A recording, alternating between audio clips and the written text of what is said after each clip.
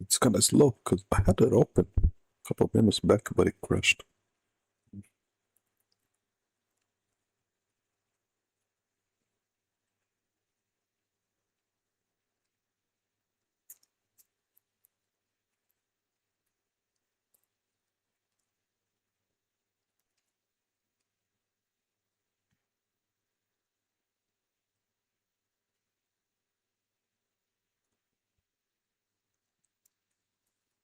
Mm-hmm.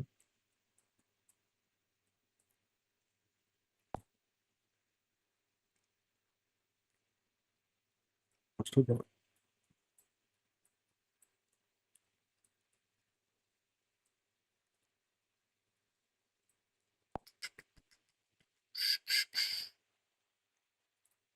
Imagine paying for a fucking notepad over a glorified notepad that only stores your shit on a cloud. You need an internet connection for that. Imagine.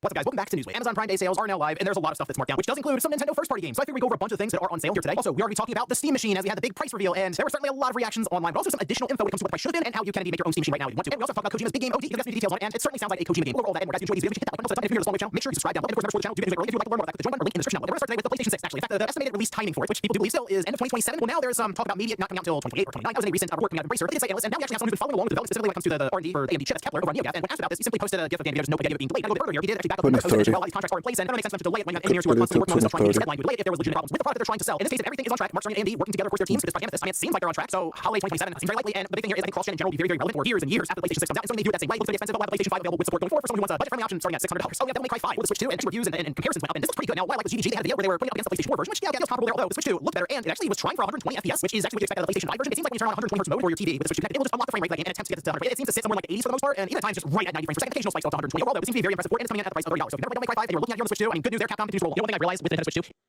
I just want to quick news out of the way. Let's get into the stuff. Let's start right away with Amazon Prime Day. It is now live, and there are a ton of things that are on sale along with that Belkin and charging case of the Switch 2. But I want to go over some of the deals here because they actually include Nintendo first-party games. Now there's the Switch 2 bundle where it's like choose your own game, and there's a couple of titles you can pick from there. That is currently in stock on Amazon and also other participating retailers. When it comes to games, it is kind of scattershot. So in some cases you do have Walmart and Best Buy and Target matching some of these Amazon Prime Day sales. In some cases, offering more deals. So I'm trying to mark these as best as I can, but we'll go over some for the Switch 2, and then the PlayStation 5 also kind of merges in with the Xbox. And I even have, we'll talk about Steam Machine here soon. I even have a PC recommendation if you're looking for something that's cheaper and more performative than Steam Machine. Okay, so we'll start here at the top with the Switch 2. And again, going first right away. Here's the Switch 2 version that is down to $60. We have Pikmin 4 at 40. Keep in mind, I could also see like a Switch 2 edition down the road. Well, I see that has not paid for the Switch 2 that's $40 there. We've mentioned about the there, that's 40. Donkey Kong Country Returns at 40. Mario vs. Donkey Kong at 30. Bravely Default Remastered. Now this is at Best Buy and GameStop. I know it's Geeky Card, but that's the whole thing here. If you can cheap enough, it's like that's the question, I guess. $120 on that one. Street Fighter 6 at Best Buy and Target. That's down to $30. Mortal Kombat Legacy Collection is a good one here at $40. WWE 2K26 set at GameStop coming at $45. And then GTA Trilogy at GameStop at $20. There's the overall value of all the different Grand Theft Auto classic and Grand Theft Auto games being packed in. Moving over to Sony, again, kind of mixing here for the third party for Xbox. We have the PlayStation Pulse Explore wireless earbuds. Those are marked all the way out to 50% off for something down to $99. God of War Ragnarok at $32. Elden Ring at $30. Resident Evil 4 at $20. Astro Bot down to $40. Last of Us Part 1 at $35. Sonic Racing Crossworld at $40. Gran Turismo 7 at $39. Metal Gear Solid Delta at $38. Sonic Superstars down to $20. Ghost of Tsushima Director's Cut down to $43. Spider-Man 2 coming at $32. Persona 3 Reloaded, that got a bit marked down here physically down to $20. WWE 2K26 and at GameStop for $45. And Resident Evil Requiem, not a massive steal, but it is down to $56 over at GameStop. Walmart, check this out. When it comes to PCs, this is making rounds. Acer Nitro 60 desktop, and it's going to get $900. It has RTX 5060 in there, and overall looking at this versus the Steam Machine seems a bit more capable there overall for the $1 cheaper, we'll say, when it comes to the baseline model. The Amazon Prime Day sale will be going on for the next couple of days, and they also do like these flash sales, so keep an eye on that. And of course, let us know down in the comments if there are certain deals that you're taking advantage for when it comes to gaming or technology. Next, I'll talk about the Steam Machine as we get prices. They were fully revealed, and its sticker shock is putting it mildly here because we have a version of the Steam Machine without a controller that's priced quite a bit more than people were hoping to see, especially when it was first revealed at the end of last year. Okay, so let's go right to the pricing here. The Steam Machine starts at $1,049. That's a 512 GB model with no controller. If you want a controller with 512 GB model, it's $1,128. A 2 TB without a controller, $1,349. It's got extra face plates, a red fabric, a solid wall nice plate. And if you want that 2 TB controller, it's $1,428. So as you expect, hasn't gone to the best online because that's just it puts it in a very weird position when it comes to pricing, especially once the reviews started hitting and people were doing benchmarks on it, it became very obvious that for that price, yeah, you can definitely make your own PC and probably have some room to spare, which means you can actually make it significantly more powerful than the Steam Machine, especially that $1,400 price. And then you also have to choose your controller, although I guess you can compare it to $1,000. Either way, the idea though is when these reviews start compared to the base PlayStation 5 that comes with a controller starting at $600, and the Steam Machine was behind in certain cases like for God of War, Forza Horizon 5. Not a great look necessarily for Valve with their outing here with this GameCube. Okay, well, but if you don't necessarily want to buy a Steam Machine, but you like to use the same as SteamOS, I guess there is some good news as Valve has actually released SteamOS 3.8, and we can see now this is over on The Verge. Valve says that starting with SteamOS 3.8 release, you can put together your own Steam Machine using whatever PC parts you want. SteamOS 3.8.1 launched last week with a slew of updates, including improved compatibility with recent Intel and AMD platforms. Alongside that improved compatibility, Valve is giving gamers the green light to install SteamOS on their own desktops. Again, I mentioned AMD and Intel. Turns out they are working closely at this time with NVIDIA to try to bring support for those video cards, and that would be massive, obviously, for SteamOS. Linux in general does favor AMD more than Intel's fine, but definitely more than NVIDIA. There's so many hoops to jump through when it comes to just support, where it's not crashing or doing all kinds of weird issues, or you're just performing below what you expect it to. But here, though, having Valve at least work right with NVIDIA, they're saying by the end of this year they're planning. We'll see they're planning to have full support for NVIDIA cards. And again, I think they're getting in a position of, you know what, Valve, just get SteamOS out there for people to download and put on whatever build they want because people are already kind of building their own little Steam Machines, but alongside of the $1,050 price. I also want to point out that IGN did kind of press Valve a bit on, at least Valve representatives, what the price was supposed to be for the Steam Machine, because you know the market itself has inflated dramatically when it comes to DRAM. So storage and Steam Machine, you know, 512 gigabytes more now that was especially at the end of last year going into 2026. And certainly the 16 gigabytes of DDR5 memory. Well, they couldn't necessarily tell them directly, but they essentially said, look at the Steam Deck, look at the jump that we had to do there for the price increase, which we know is like 35-40%, and then you can kind of apply it there and see where you are with it. So really, the Steam Machine appears supposed to come in right around $750. And you know what? If it was actually able to get out that price, even without a controller, look at, you know what? There's a case for it. You know, buy at $300 less than what it showed up here. Even without a controller, like it's above the PS5 base. Sure, it's below the PS5 Pro. It's so hard to go. Well, yeah, the Steam Machine, even though the PS5 Pro vastly outperforms it, and it's like $100 cheaper. So it's a very strange situation right now for Valve with the system. But I think it will fully sell out, and people will try to look on eBay for twice the amount. We'll see how that goes. But if you're someone who wants to throw your hat in the ring for a Steam Machine, they do have It's still gonna sell out somehow anyway. So 25th, 10 a.m. Pacific. They're just randomly emailing people links saying, I guess it's just like, here's the ones that are left. There's around, and I guess everyone shows up where you can go ahead and order, and then from there you should be. So I guess when I say around June, the pricing will still, at least for order and release later this week. Next, let's talk about Astrobot because we had some estimated sales figures out there, and this was awesome. I was very happy to see this. So we can see now this is from Reese Elliott, who's the head of market analysis at Lane Analytics, and people are back and forth on how reliable they are, but they tend to be within a margin of error. He's like 10%, even actually pretty happy. It was 10% less than what he's saying here. Astrobot sold 4.3 million copies, generating around $250 million for PlayStation. Now, he doesn't say the budget is like 100 million. I would say it's even with marketing, significantly under 100 million. If you look at the team of Sony, there are what 65, 70 people that work there. They've been building over the years in terms of their headcount, and they made the game in Japan. Like the overall like budgets for developer pays is much lower. They made it certainly like in California, the US, just in general. I think it's way under 100 million in terms of what it costs to get the game to market and advertise it. So basically, Sony seems to make the money with Astrobot. That's really what it comes down to. And people may look and go, oh, that's just over 4 million copies. When you put it in the context of what the likely budget is, Sony made a pretty good profit on the game, and that makes me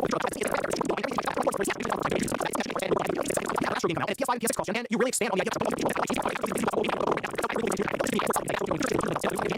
a bunch of actors and actresses, directors. There's a whole production right now. He's been pretty roundabout trying to explain this game and keeping it shrouded in mystery. Even if he has shown like elements of the game, he's showed at least the quick gameplay, like a quick gameplay, a trailer where the person's in the room, candles, like trying to stream, a lot happening there, but still a lot of questions. Well, he did at least explain it a little bit to Entertainment Weekly, which I realized after seeing the URL is abbreviated to, which like, let me see this. They say it's difficult now for you to talk about the game without giving away, but that speaks to the concept. Just get players to overdose on fear. All right, great. Say, I want to do something new. I want to do something different. I had this OD concept since I was working on Death Stranding 1, and I was working on it just by myself. I can't reveal much detail, but it's something that no one has ever seen before. A new game system. I want to go beyond the limit of the scariness that other games have reached. It's a single player game, and I want to make it as scary as possible for those that might stop playing when it's too scary. I thought a system that will allow them to keep going. I can't say much more because it'll give too much of a hit on the system, and I get in trouble for saying too much. Now, to go along with this, it appears that Asher Sharma is like fully on board with this game, and the reason it exists in the first place is because Phil Spencer like had the pitch to Phil Spencer's like, yeah, let's do it, just green like immediately on that. So I am very curious how exactly he goes, okay, this is too scary for you. Don't worry, you're gonna do like rainbows and butterflies under back in action here. So I guess the idea is to push you to your breaking point when it comes to fear, and then maybe track from there like how far you could overdose on fear. It's again being very mysterious, very roundabout and trying to explain this. So I do like brand new ideas and weird things in gaming, and who better to try to figure something out like this for a new core game style and approach than Kojima, who just has some of the weirdest ideas. So much so that they apparently wrote a bunch of them down, put on flash drives, just DC guys, and that means that the staff at Kojima Productions has all kinds of stuff they can pull from. So that's only for Kojima's mind there. And before we go to the comments of the day, we'll pull that post up yesterday. Are you playing Total Steam Machine? Okay, 93% say 7% say yes. I didn't ask if you were a scalper, so it's I don't know if I'll shade that even further, but I do think there are people who are still excited for it, disappointed at the price, but they like the idea of a living room PC without having to build a living room PC. I still think there are probably gonna be some free builds that pop up from time to time that will outright beat it in terms of the price to performance. But it's hard to beat that form factor. It really is an impressive bit of engineering to get it that small, and a lot of it doesn't end up being proprietary to get there. And look, at the face of the front one idea, sure, but it could have been so much better if the RAM apocalypse didn't hit, because that thing at like $700 or $750, I feel like it's such an easy recommendation. And unfortunately, they missed this whole thing by like a year. I mean, really, if they had released the thing a year ago, sure, it would have gotten more expensive as well. But I think a lot of early adopters, people would really start this thing. We've already had one anyway. Then we'll finish up the comment of the day. Here's this from Big Brother says, with a budget reportedly over $1.5 billion. I expect the game to cost in the $100 range. That's for GTA 6. So let's be realistic here. That will not deter nearly 95% for pre-order and buying the game. I've seen some people on social media say it's $100, whatever. I'll buy it if that's the case. It's not out of the realm possibility. They absolutely go, you know what? It's $99. Forget it. People go, yeah, it's whatever. I'll buy it. It's GTA 6. I've been waiting forever. Sure, fine. It's $20 more. But keep in mind, they do want people buying in for that online because they do have shark cards, ways to give them more money after that initial purchase. So I think they have that in mind as well. I do think they're going to look for that $8 price. If it was 70, I go, hey, that's how much I'm about that. But if it's 70, that's, I think people would be quite relieved. $8 is what I'm expecting. $100, I think a lot of people there and buy it. And ladies and gentlemen, that's going to do it for you. If you enjoyed this video, guys, hit that like button. Not this. We kind of sell everything. We talked about your if you missed yesterday's news, I'll leave that card. Or maybe you're a bit more discussion around the Steam Machine and the price point. I really go into it yesterday in a dedicated video, and I'll leave that below. Thanks for watching. I'll see you next time.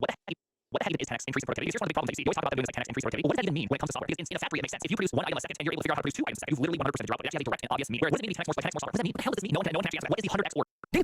Games novos mostrados por Santa Loja Nova Era. Link na descrição. Bem menos aqui. Opção para desligar violência e palavrão nos jogos. Acessibilidade ou frescura. 2026, minha gente. Ano da inteligência artificial. Cabo Verde fez gol na Copa. Você viu Elon Musk no bilionário. E tem gente que sola por causa de acessibilidade em videogame. Acho interessante as pessoas que reclamam de frescura das outras pessoas são as pessoas mais frescurentas que tem na internet. Como que começou esse bafafá? Faz um fim de semana, a Insomniac Games fez uma postagem nas redes sociais atualizando aqui a sua página sobre acessibilidade. Olha só tanta coisa que tem em acessibilidade. Eles estavam falando aqui que agora tem opção no jogo para desligar a violência e os palavrões. Aqui na parte de violência, principalmente, eles adicionaram. Você pode pegar o PC para desligar totalmente violência, ou então só conseguindo alguns ensinamentos, né? Ou a cura visceral. Eu que vi um trailer lá, vendo um engraçado lá, e ele desculpa, né? Ele o uniforme também. Não vai o aqui o filtro de palavrão, ele vai silenciar o palavrão e no visual nas legendas vão substituir o cacete. Ele vai para os Estados Unidos, então não vai para os Estados Unidos. Então vai para muita gente metendo pau falando que nada disso aí devia ter opção, tem não gosta de violência, tem joga com criança, perto do jogo, outras coisas assim, um monte de coisa. Esse caminho também. O mais interessante é que não deveria, é um personagem mal que tem cara de todo mundo, eu acho que tá um tipo de e eu não sei qual esse vídeo não tinha sido não tinha jogo por parte, mas tinha alguma violência, assim, agora para essa coisa, não sabe o que tá fazendo, foi só assim, tinha um padrinho lá que era só assim, por trás, quando o máximo do vídeo dele. E não vai ser